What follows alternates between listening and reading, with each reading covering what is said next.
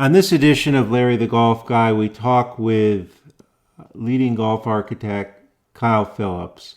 We start by talking with Kyle about how he first became interested in golf architecture, what he learned from the 16 years he spent working at Robert Trent Jones Jr. golf course design, his decision to then go out on his own in 1997, and then talk in a little more detail about some of his most notable work, which would include Kingsbarns in Scotland, which he did in 2000, and the tremendous renovation restoration work he did at the Cal Club more recently in San Francisco.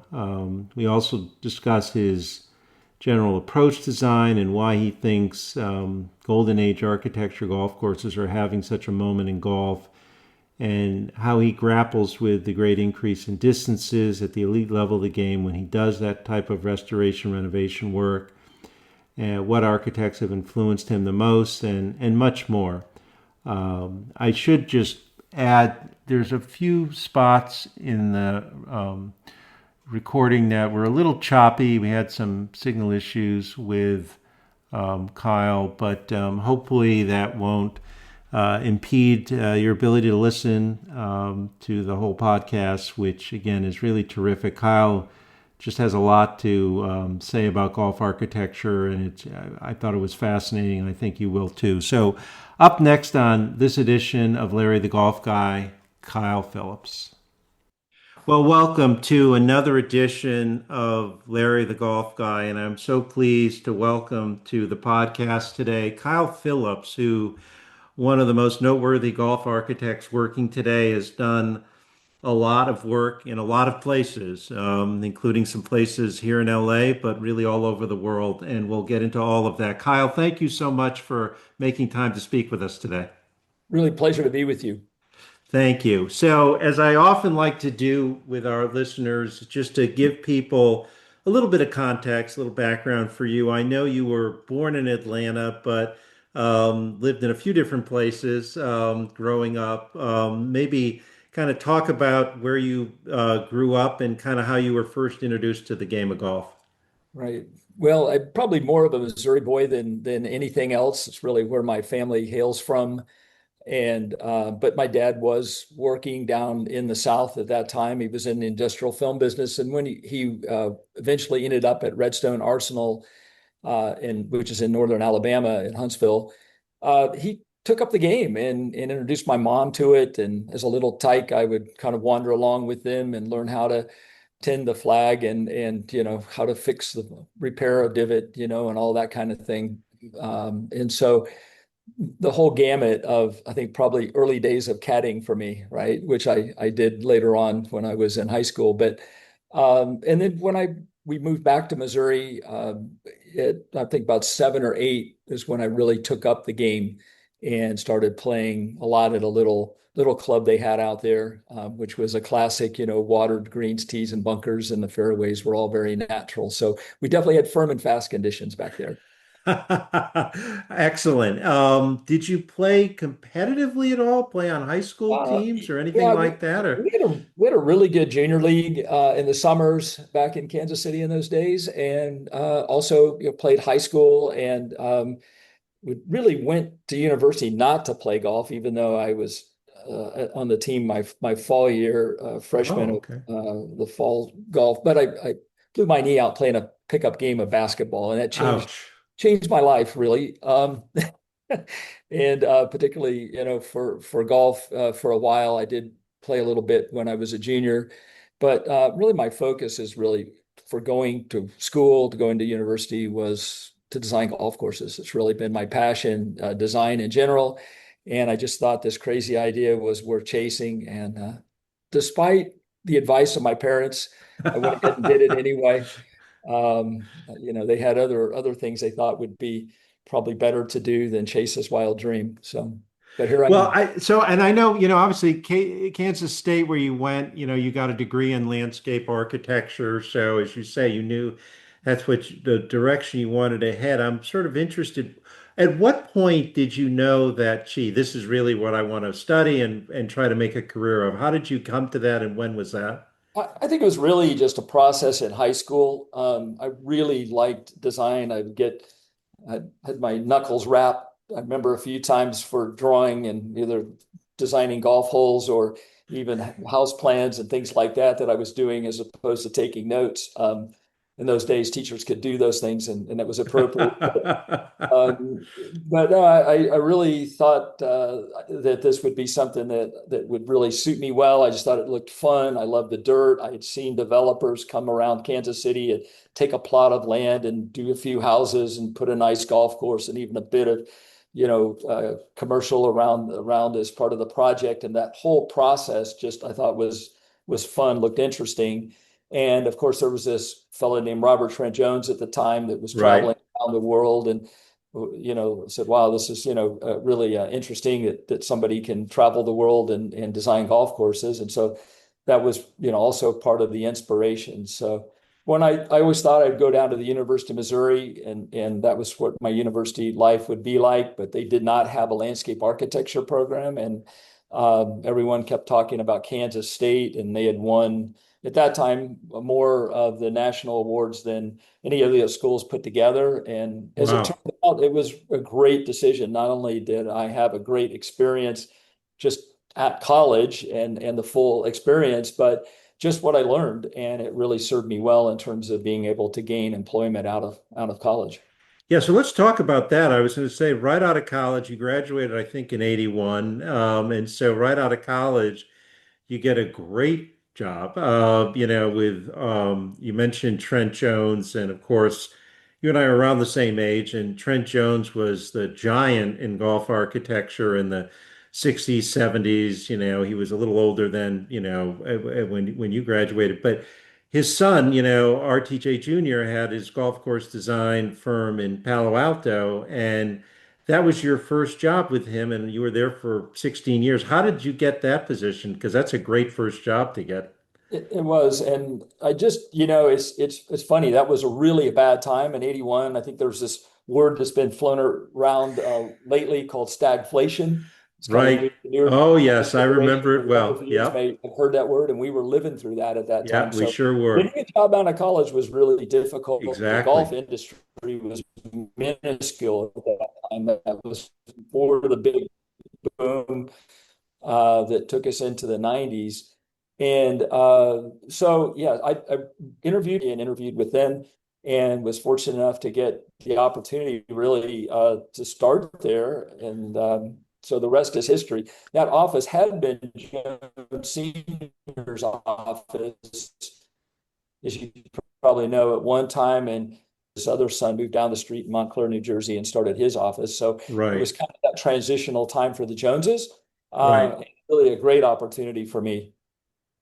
And so let's talk about kind of your experience there. I know from reading a little bit about your time there, you spent a lot of time overseeing the European designs that the firm Mhm. was doing and also in Caribbean. So that sort of started you, it sounds like, working a fair amount outside the US. What was that like for you? And kind of looking back now on it, how do you feel like that time in Europe kind of shaped maybe a little bit kind of how you are as an architect?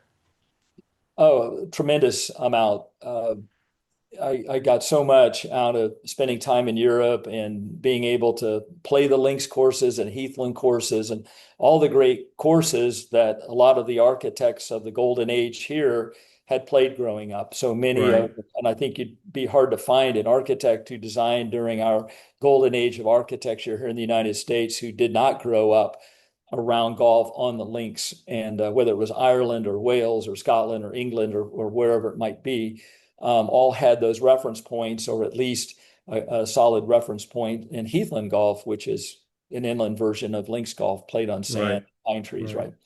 So that was tremendous for me to really broaden the way I saw golf architecture. Certainly, in those days, as you know, it was a different type of architecture and probably one of the more sterile periods, if you really were honest about it, until Pete Dye came on the scene a little bit later on. But for me, just the opportunity to get over there was just another thing that, you think I'm naturally a planner and you think you're going to plan your life, but my life's really been kind of one foot in front of the other, and then you just kind of walk down a path, and other twists and turns take place. And for me, it was a competition that we had on a course in Geneva with the Nicholas office, the Palmer office, and our office, and we were able to secure that job through that competition. And I was a young buck still with a full head of hair, and a lot of hair actually, believe it or not.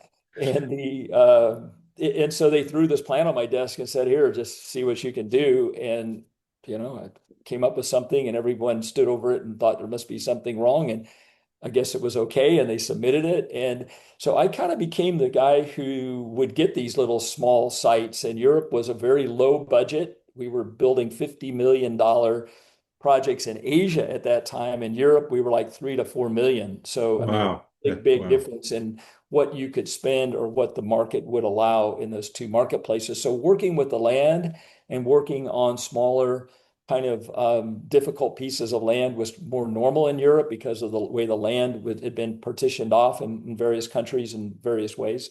And it's really served me well throughout my career to be able to kind of be able to work out that puzzle in the front end and be able to, I mean, that's even how I ended up in Granite Bay was through the Granite Bay Golf Club. And that was the same kind of situation there where it was not a large site and being able to use the land well and efficiently. So yes, that's something when you're young, you just look at something and for you, it looks like natural and you start to realize everybody has different aptitudes in life. So. Yeah, for sure. So you mentioned Granite Bay, where your design is now 90, I think in 97 is when you kind of opened your own office, right? What was that like for you? I mean, it was a little bit, you felt like you were ready, obviously, and you've been tremendously successful. Was it a little kind of a little bit of a stress taking a leap like that on your own, or what was that like?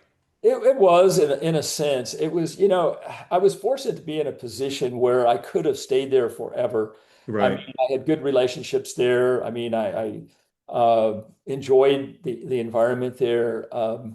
But it was one of these things that I think probably some of the things I did, even, working my way through high school and college and so forth, were tended to be entrepreneurial. And you get to the point where you say, okay, this is the moment, the ages of our kids at that time. Um, it was just, are you going to do this or not do this? And it just felt like, and sometimes you have to force yourself out of the nest. And it was really one of Right. those situations. And didn't really know how it was going to go. I'd seen other people that had gotten forced out because of recession or different things like that over Yeah. time, and they were surviving. And so why not? And it turned out to be a great thing. As much as I enjoyed my time there, I can't believe just how much fun and all the things we've been able to do, on my own. So it's been great. You've been tremendously successful, and one that I mean, there's a couple of noteworthy ones, many. I mean, you've done a lot of work, but um, as you look back on it, I know one of your designs soon after you went out on your own was Kingsbarn in Scotland, which on my one trip to Scotland, which is a long time ago, I had the pleasure of playing, and I still remember it. I don't know if it's 12, that par five that sort of arcs along. I just in that par three over the maybe it's 15, but I mean they're just tremendous golf holes. So talk to us a little bit about that project, if you would, and kind of how that came about for you and kind of what it was like doing it, and maybe in retrospect, kind of the role that's played in your career. Well, I think of the word surreal. There was so much about that whole project there that was like nothing, I've had experienced and or probably ever will experience. It's located in the home of golf, right? St. Right. Andrews, anybody Yeah. who is listening that hasn't played Right. golf in Scotland or Ireland, or you need to go to St. Andrews. Great town, university town, a place Right. that you would stay multiple nights even before Kingsbarns. And But at the time, it was not a real market to build another golf course. There was Right. plenty of golf within St. Andrews, and just a whole series of events took place from me going out to the site, looking at it, thinking that they wanted to hire an architect, when in fact the people were showing me around the site wanted to sell the project on.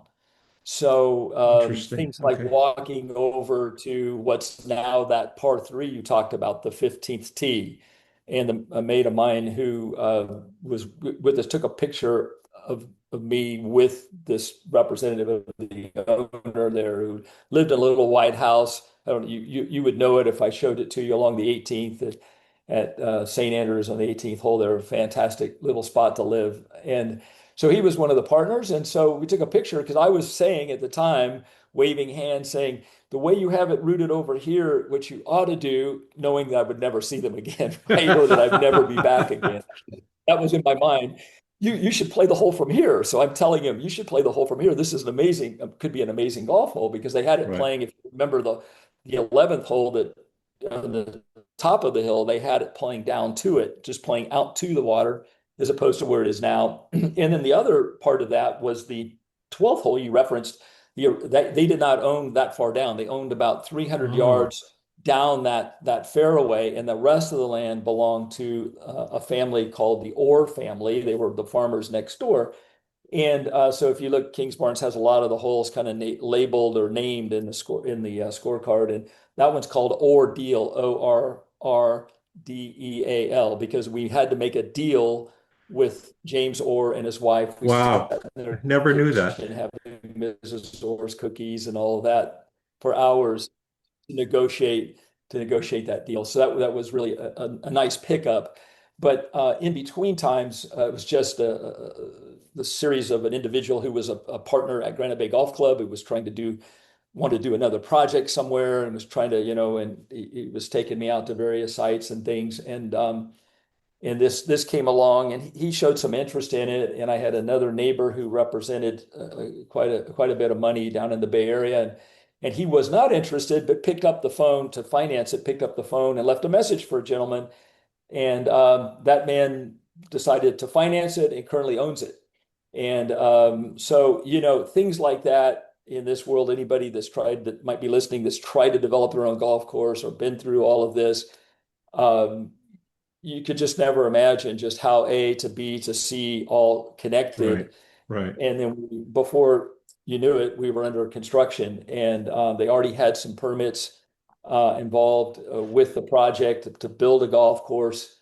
And there had been an original course there. A lot of people talk about the original course. How many of the holes? I've asked many times how many of the holes are part of the original holes. The entire original 9-hole golf course was contained within the 4 holes that are in what we call the lower bowl below the clubhouse, which would be 16, 17, 6, and 7 in that little area. And a lot of them were about 275, 80-yard par fours, and they had crossing holes. And by the time, I first got there, I had a little map of, where the holes were, and wandered around and found a tee box, which was about the size of a pallet, of like you would have in a warehouse. So they were really tee boxes and very bucolic in its nature. So that was where the original course was contained. But it was a totally different era, obviously, in golf. And so it Yeah. was really an opportunity to reimagine the whole place. And so no, all of that was a great, great experience. And one more story I think that is probably Yeah. noteworthy for those of you who played it, because I know a lot of Americans, that's probably their one course. If they played a course that I've designed overseas at Kingsbarns on Right. St. Andrews. So Right.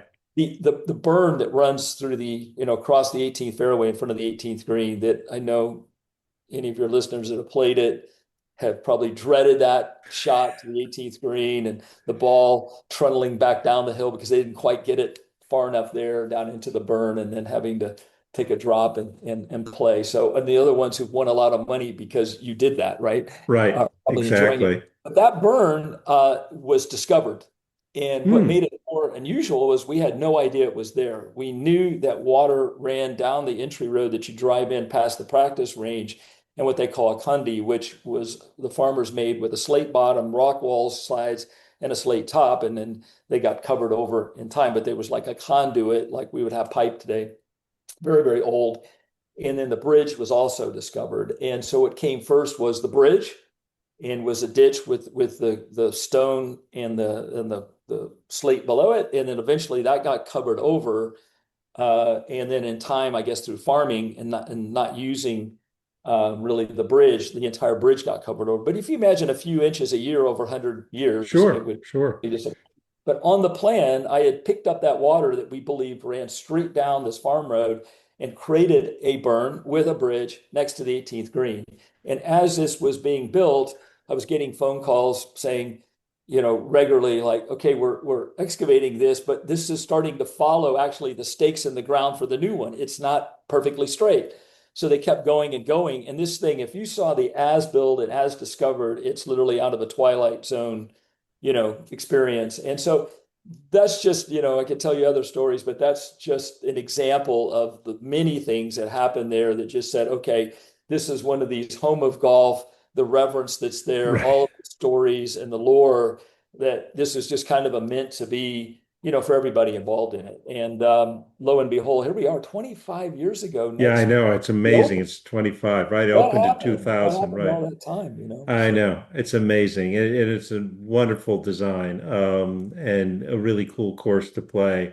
And you've done a lot, obviously a lot of work. The other one that I've seen many photos. I actually haven't had the good fortune to play. As we were talking off camera, the superintendent at the Cal Club, we're fortunate enough to have joined us recently, Angus Voss, and at 19, I think 28, Mackenzie designed that was kind of sounds like a restoration slash renovation, because I know you couldn't literally restore it, because if I remember right, there was certain holes that maybe got lost because of the highway that got put through after it was built. But I'm curious to hear kind of what that project was like for you, and in particular, the picture I think I've seen more than any other is that incredible Cape style hole. I think it's seven, maybe, but good just memory. Yeah. and what just I've seen the before and after pictures, and I mean I want to hear any thoughts you have on the Cal Sure. Club, particular kind of how you that came about, because that looked like that was pretty Mhm. darn creative. Yeah, well, really, the course was just to, on the record here is Mackenzie did rebunker the course when he was doing his work at Cypress Point, and he and Robert Hunter were involved in that rebunkering. The course was started in 22, and as you said, Okay, it was designed earlier. It was 25, and that was A.V. McCann, Vernon McCann, for some of you okay, golf architect followers, a Canadian architect, came out and designed it. And he put bunkers around the greens, but did not bunker any of the fairways, which was not uncommon at that time. And then right. so when Mackenzie was down here, then he rebunkered it. And it was really the glory days were probably in the 30s. Of course, then early 30s, then the Depression hit and the war came. And then the advent of golf carts and a lot of the Mackenzie bunkers being filled in with improvements by the membership to have full length cart paths. Isn't that nice for the members? And then of course Caltrans came along and filled in San Bruno Creek, which was our northern boundary, the original north boundary of the golf course, and filled that in for a 4-lane expressway called Westboro now, kind of a little connector between the 280 freeway and El Camino. And so they lost land, as you said. So the first, what were 6 holes in those days, were really affected, or actually 5 holes were really affected by that change. And their solution in the 60s was just to take the same routing and compress those holes in. And Hmm. they were completely a different scale, just completely a different quality. And so by the time you got to after what's now, for those who may have played Cal Club, the fourth green was the fifth green, and that was an original McCann green with the gull wings, and with Mackenzie then rebunkering that style, the Mackenzie style. But all of that's A.V. McCann's work. And then you play the little hole back up the hill. So that's now our fourth hole. That was the fifth hole because that went way out and around across the road. There's a park over there and all of that. So it was really a chance for us to go back and say, okay, the history I'm starting to give you, but also, that we needed to kind of rethink what they did in the 60s. It's like, let's reset and stand back and say, okay, if we could do this over again, how might we do it?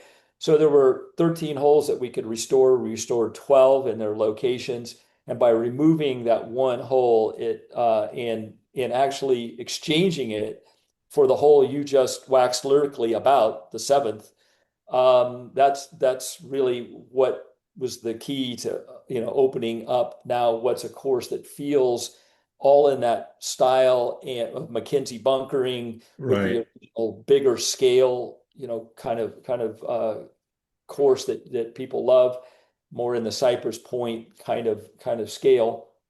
And that's what's really the key to it. But the seventh hole you mentioned, that Cape hole, has turned out to be such a popular hole, and I couldn't be more thankful for that because that was one of the biggest bones of contention. There were members, and we don't have a Really? hole anything Wow. like that on our golf course. And if you saw the hill before we started, members could not imagine. There was too many members that could not ever imagine building a hole on top of that hill. So it took a lot of trust for them to believe that this could happen, and we got enough people to trust. But it's hard for people to appreciate, when they look at their own golf course, what's possible, and not appreciate as a golf architect. Most of the time, we're doing new golf courses, and most of the time, we're working with terrain that's far from perfect.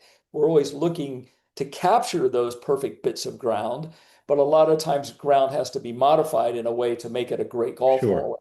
So for us, it's like falling off the log. It was just simple, right? Oh, we could see it. We could see the topo. We knew what we were going to do.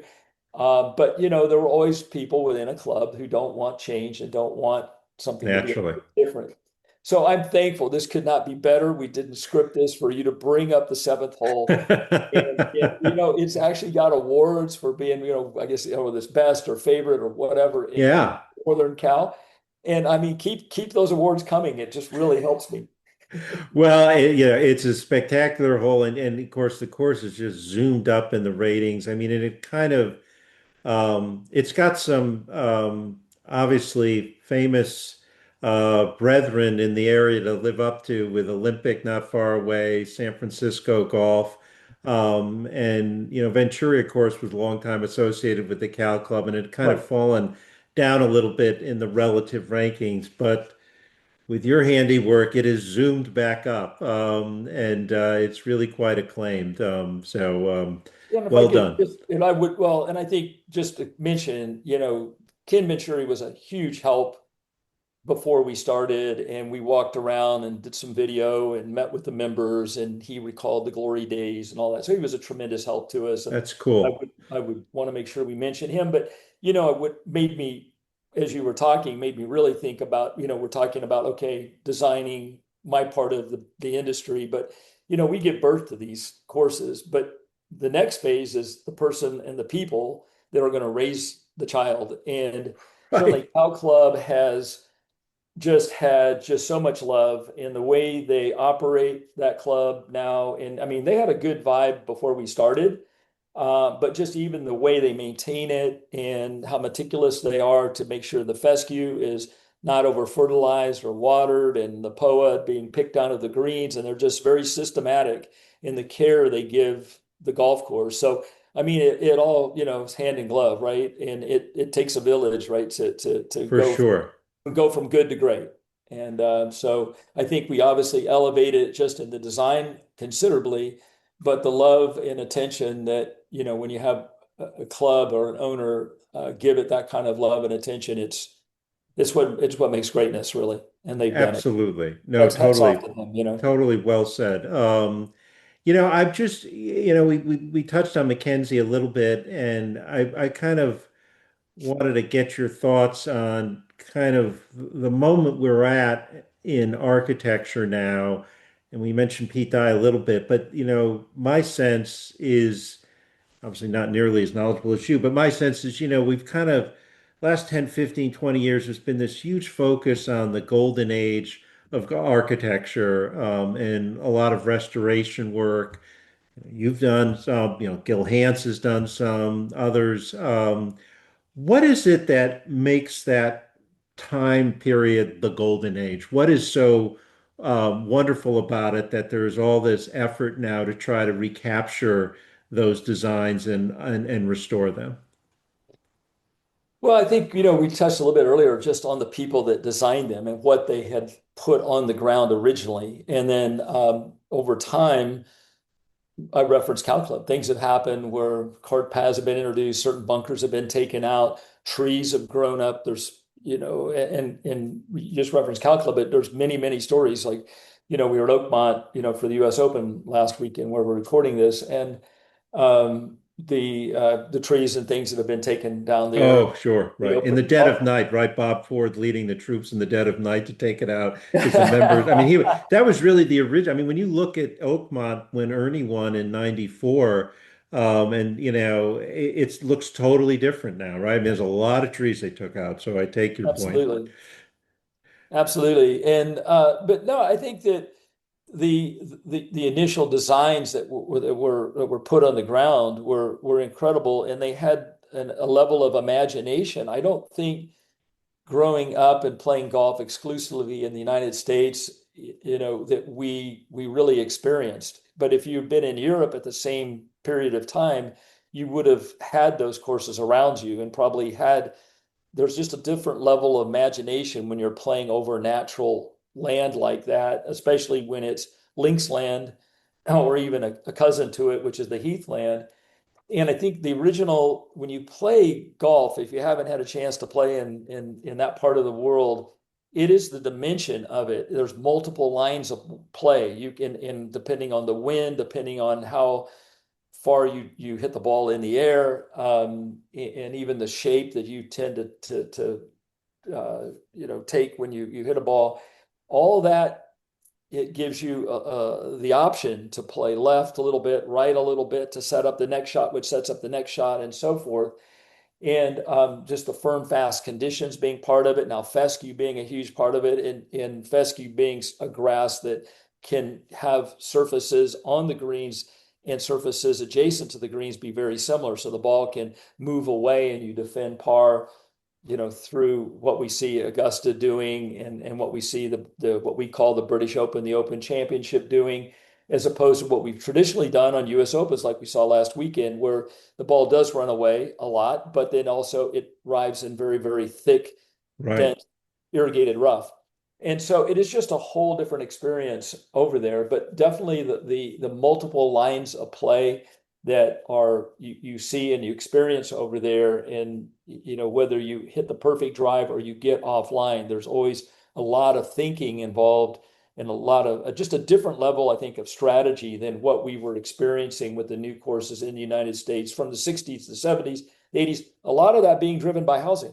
You have a house left and a house right, you don't have a lot of room to have a lot of strategy. Right? You That got to is play true. right down the middle, or you're going to break a lot of glass. So, I think today, just even clubs realizing some clubs had changed their golf course considerably and have really gone back and rebuilt it using old photographs and that type of thing. And others, like Wilshire Country Club in LA, right, who didn't really change it, who kept a lot of Macbeth's really wonderful architecture down there, not all of it. Now we're embarking on this whole infrastructure project to rebuild everything, but to try to maintain and bring back even in a more authentic way, his original design intent. So, but it is interesting talking to the other architects that are out there that we feel the same way and we have the same mindset, but just how we've all arrived at this place is very Right. different. Me coming out, from kind of left field from Europe and all of those experience, and other people more so in terms of what they've recognized with some of your great old clubs from where you're from, right? Back in your neck of the woods. Yeah. For sure. Just one thing I'm just wondering about as I'm thinking about it and listening to you, and kind of restoring these strategic designs that we had kind of gotten away from.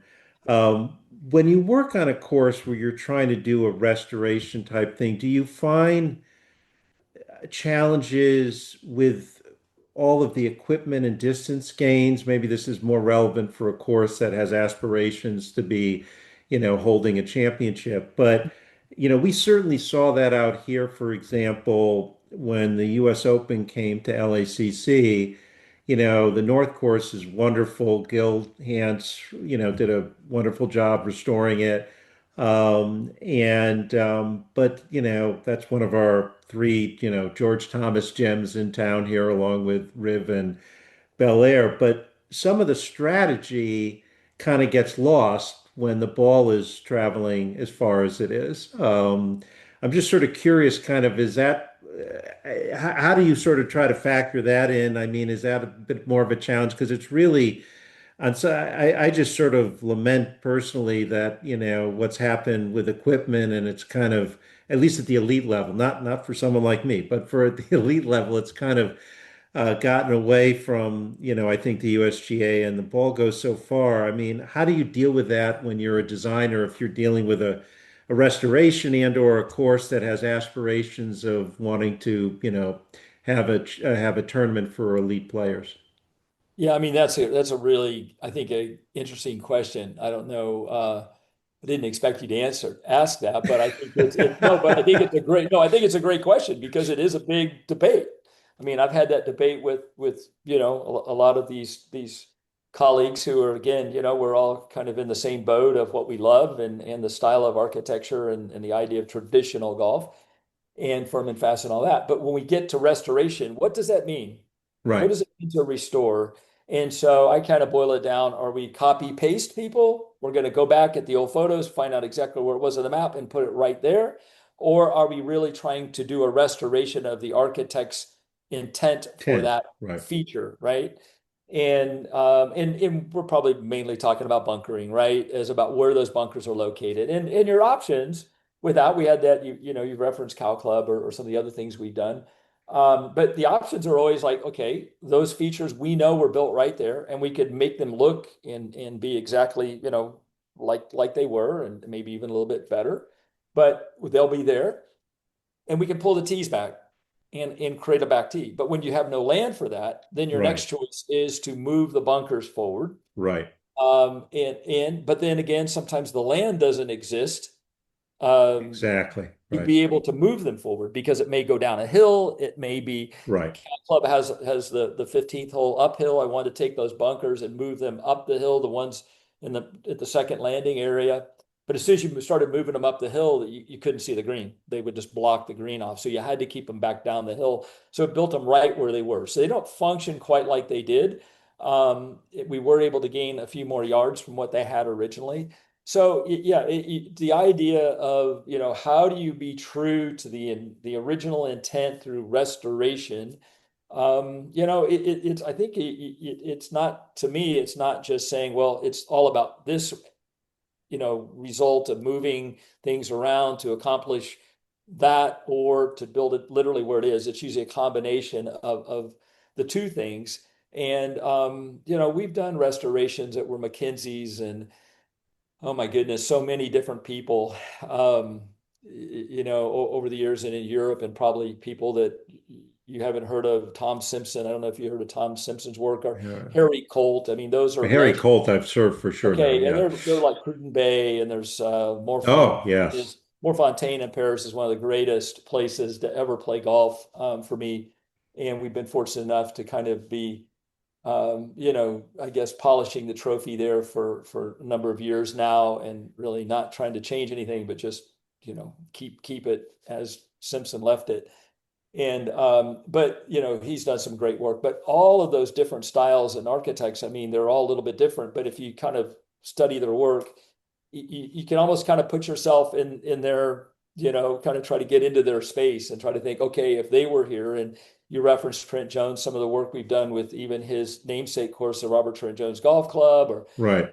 Valderrama in Spain, or Las Brisas, or wherever, the various Trent Jones courses in his era, to put yourself into, kind of their headspace of how they might, based on your knowledge of what they've designed, to try to respect and reflect, them beyond their lifetime.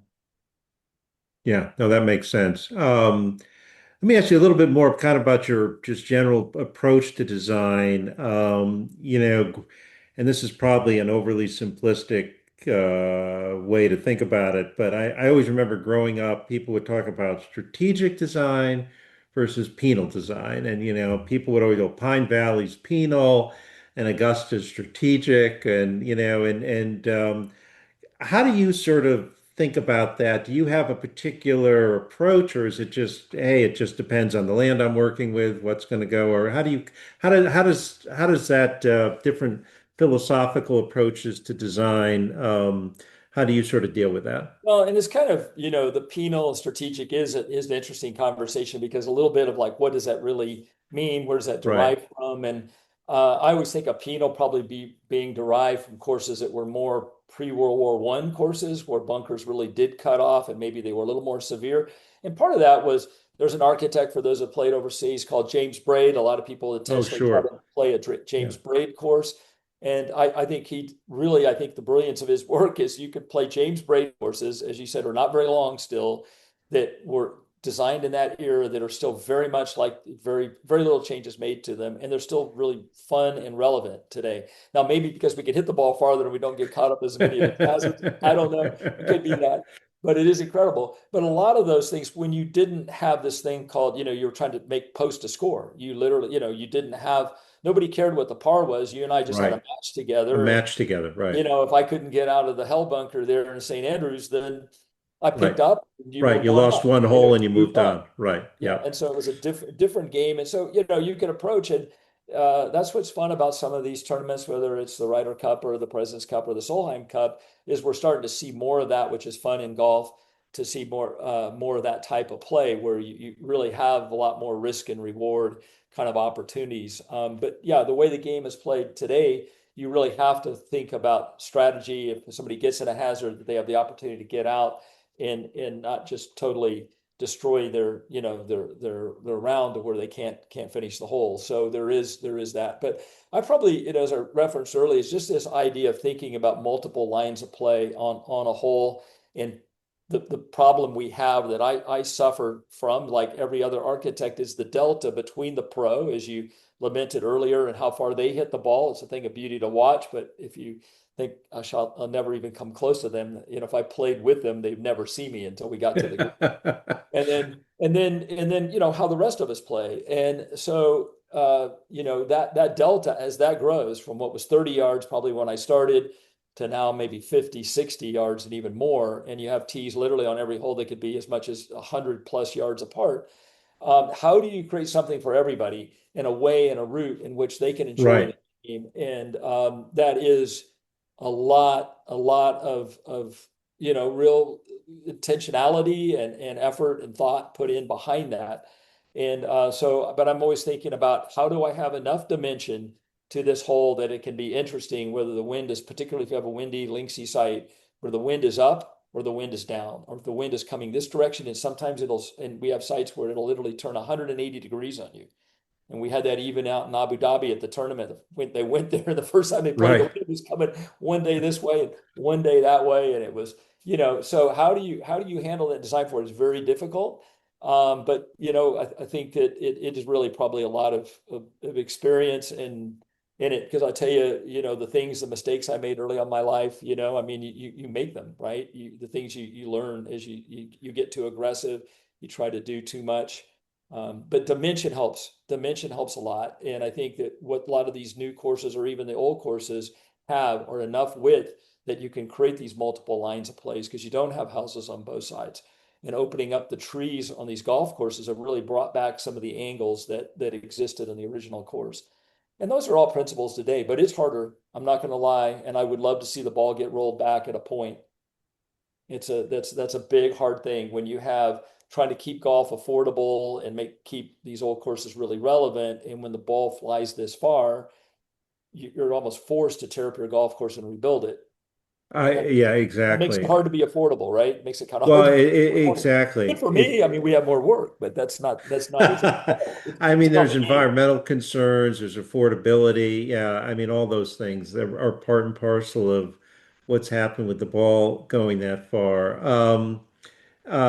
Maybe let's talk a little bit, kind of about the process you go through in building a course. I mean, if it's a total new course, let's say not a restoration. I mean, kind of what's your approach to it? I mean, is how much time you spend out there? I mean, do you sort of, I'm just sort of curious. Never, obviously, this is an area that I know nothing about. Never been an architect, but I'm just sort of curious. Kind of, what's the typical process for you when you're building a new course, if there is a typical process?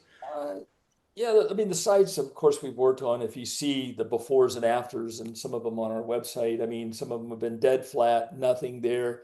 Top 100 course in the world, like in Abu Dhabi, for example, the one in South Korea. The other side of the coin, beautiful coastline, very dramatic, lots of rock, typical Right, South Korea kind of coastline, or not typical beauty. It's a beautiful area, but that's just the other side of it. So some sites, you literally can take a map and you might as well look at your, the desk you're drawing on, and that's the contour you have in front of you, right? So everything has to be created.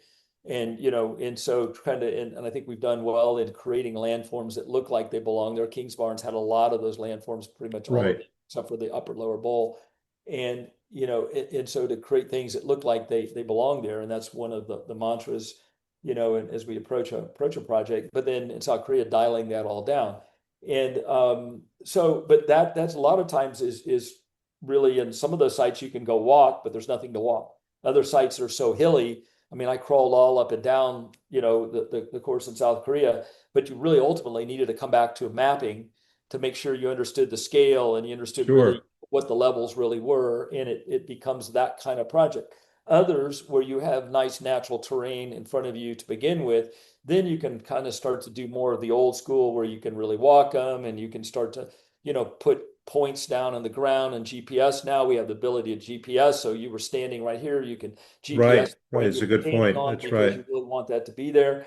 And again, a combination of mapping. So each one of them are very different in how you approach, but ultimately, you have a myriad of things you're dealing with. You're not just dealing with the golf course, you're dealing with a clubhouse and maybe a hotel and maybe some cottages and maybe a development. So there's a whole usually bigger program for a new course. We're fortunate to do mostly projects that are about golf that may have a few of those things, but it's not dominated by real estate. We really don't get engaged with much of that. And but then you also have the permitting side, the environmental side. So you have to have the consultants that are telling you, this is a wetland, is under some jurisdiction, this isn't, and so on and so forth, and then work all of that together to arrive at a concept. And we do multiple concepts for each project. I mean, just by virtue of there's options, there's different ways you can do certain things. If the clubhouse is located here, if it's located there, the entry road's here or there. Sometimes we get projects that there's a certain zoning that the clubhouse has to go in that place, and so right. that could be a constraint. And so we do those concepts and then, again, evaluate those concepts, maybe go back on site, like how many times. It would really probably, again, depend a bit on the site, in terms of what's really necessary and what there is really to see by going on the site. And sometimes even a flat site, just you want to go back on the site just to see, okay, that's my view, because it's very open, and what's your distant views and what am I seeing and what's going to be the experience. And then eventually you arrive at kind of, here is where we want the golf course to go. And then that even then starts to take the detail out about where the bunkering is, even how the grading is done or not done, in a certain, in a certain spot. But yeah, I mean, it is a process. It's all a little bit different, but at the end of the day, being able to visualize from a piece of paper three-dimensionally is a big help. I mean, Right. we've achieved a lot on courses that you would say there's no way you're going to deliver, a world-class result on those sites. And it's just ability to visualize. And I really try to do as much detail as we can do before we start construction. I know some are very light, on plans, and they like to do everything in the field, but I find that the more we can put on paper and get everything set that way, it means that we can then really make small circles and work on more in a more detailed fashion, and the bits of how the ball rolls away and spills off, all those little things. Those are all thought about all the way through the process at a level, but now you're going from something that might be a 6 inch or a half a meter type of mapping down into millimeters or inches, as we develop the project down. So there's a lot more to it than there was 100 years ago. I'll tell you that. I bet that's yeah, I'm sure there's no doubt about that. Is there any particular architect or architects you would say have influenced you the most? Well, I mean, obviously Mr. Jones, just in terms of him being kind of what people that know Gary Player's past, where he was a globe-trotting player, went all around Right. the world and played golf. He did that with architecture. But I think the work of Harry Colt, who did so much in Europe and particularly around the British Isles, because I love Mackenzie and I love, everything that he did here, and it's nothing, against him, but his greens, unfortunately, with the demands of green speeds, the real Mackenzie greens, because he did those to create green speed, really hard to build a Mackenzie green, a real Mackenzie green today, right? Where Colt had more of, he had a lot of strategy, a lot of the dimension I love from the tee to the green. But when you got around the green was not as not as grand. I mean, Mackenzie tended to have, I think, more grand scale greens with lots of contour. His greens were a little more simple. I mean, they were very interesting, but definitely applicable today. You could definitely take a Colt course and really turn the green speeds up and do about anything you want to do with them today. And I would say, as far as an old school golden age architect, I think his work, for me, just to literally translate that to today, is probably would be the top of my list.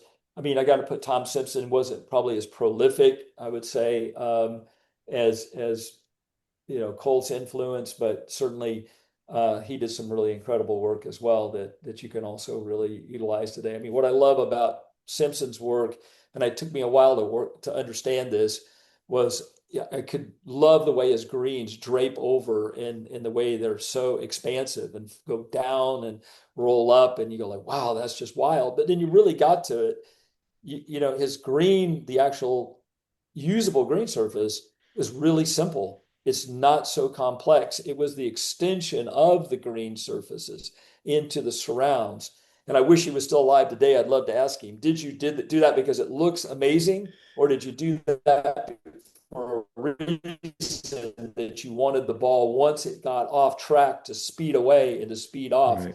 Right. and to gain speed around the green? I'm just curious why he did it. I know he did a lot of hand sketches and things like this, so he was kind of an artist, as an architect. So, but those are other, that's another architect that I really get a lot out of his work. It's interesting you mentioned green speeds because that's another huge change, right? If you've probably seen this, chart of stimp meters from like 40 years ago at these top courses. They're nothing like they are now. They've really sped up the speed quite a bit.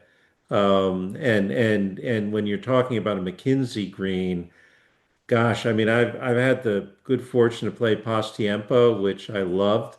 But those greens, I mean, you can't get those too fast or they become almost unplayable because they're so slopey. I mean, his greens were really dramatic, sure. Right. I mean, I just think of Pasatiempo up in the Bay Area and how much those greens, how fast they were and the condition they were early on, and how much they've changed over the years because of the green speeds. Absolutely. Hey, Kyle, I want to thank you so much for taking the time to talk with us today. This has been great. I know you're in LA, working on Wilshire. And of course, your work at Hillcrest, also here in LA, was phenomenal.